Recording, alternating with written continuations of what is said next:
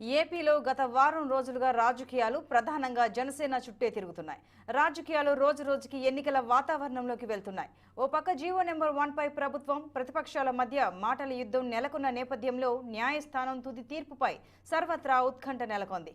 TDP జనసేనల మధ్య CM కుర్చీ కోసం జరుగుతున్న పోరుపై మా అమరావతి బ్యూరో చీఫ్ కృష్ణ తాజా పరిస్థితిని వివరిస్తారు.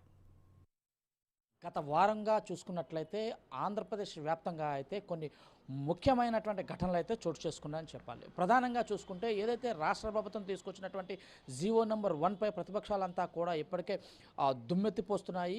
ఈ యొక్క చీకటి జీవోని తీసుకొచ్చి ప్రతిపక్షాలు గొంతు నొక్కే ప్రయత్నం ప్రభుత్వం చేస్తుందని చెప్పేసి కూడా వీరు హైకోర్టును ఆశ్రయించడం, హైకోర్టు కూడా దీనిపైన ఒక సస్పెన్షన్ అయితే విధించడం చూసాము. శుక్రవారం తీసుకున్న సుప్రీంకోర్టు అయితే హైకోర్టు ఇచ్చిన తీర్పుపై మేము ఎటువంటి జోక్యం చేసుకోలేము.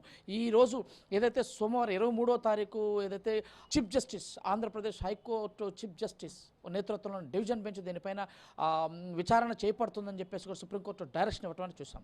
దీంతోపాటు ఏదైతే ఆంధ్రప్రదేశ్లో ఇప్పటివరకు ఏదైతే ప్రతిపక్షాల్లో అంటే పొత్తులు ఉంటాయో అంటే జనసేన కానీ తెలుగుదేశం కానీ సిపిఐ సిపిఎం ఏదైతే కమ్యూనిస్టు పార్టీల మధ్యలో గత కొంతకాలంగా నడుస్తున్న పొత్తుల యొక్క విషయం అయితే మాత్రం ఒక తుది అంకానికి వచ్చిందంటే చెప్పాలి.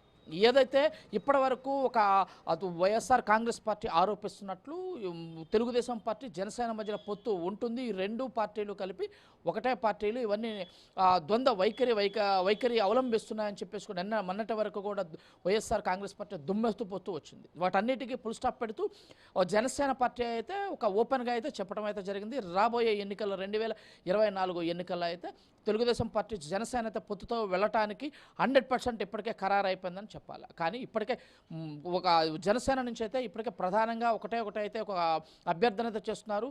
ఏదైతే తెలుగుదేశం పార్టీతో పొత్తు వెళ్ళాలి అంటే ఏదైతే జనసేనకు సమున్నత స్థానం ఇచ్చినప్పుడు మాత్రమే మేము పొత్తుతో వెళతామని చెప్పేసి ఇటు పవన్ కళ్యాణ్ కానీ ఇటు పార్టీ యొక్క ముఖ్య నేత నాగబాబు కూడా అయితే చెప్పడం అయితే చూసాం. రాష్ట్రంలో అయితే ఇప్పటి వరకు ఒక ఈ వారంలో తీసుకున్నట్టయితే పొత్తులన్నిటికీ తెరపడింది. రాబోయే 2024లో తెలుగుదేశం పార్టీ ఇటు జనసేన అయితే ఎన్నికలకు వ్యూహంలో అయితే పొత్తులతో వెళ్తాయన్నట్టుగా ఇప్పటికైతే 100% కన్ఫర్మ్ అయిపోయింది. కానీ వైఎస్ఆర్ కాంగ్రెస్ పార్టీ మీద వై నాట్ 175 అంటూ సింగిల్గా మేము వస్తాము, సింహం సింగిల్గా వస్తుందని చెప్పేసి కూడా వైఎస్ఆర్ కాంగ్రెస్ పార్టీ చెప్తున్నట్టే ఇది ఏది ఏమైనప్పటికీ ఆంధ్రప్రదేశ్ రాజకీయాల్లో ఒక్కసారిగా మొన్నటి వరకు ఒక పొత్తుల వ్యవహారం కోసం వాటన్నిటికీ ఫుల్ స్టాప్ పెడుతూ జనసేన ఇచ్చినటువంటి ఏదైతే ముఖ్యమంత్రి పీఠం కావాలని చెప్పిన దానికి తెలుగుదేశం పార్టీ నుంచి ఎటువంటి సంకేతం వస్తుందో ఎదురు చూడాలి.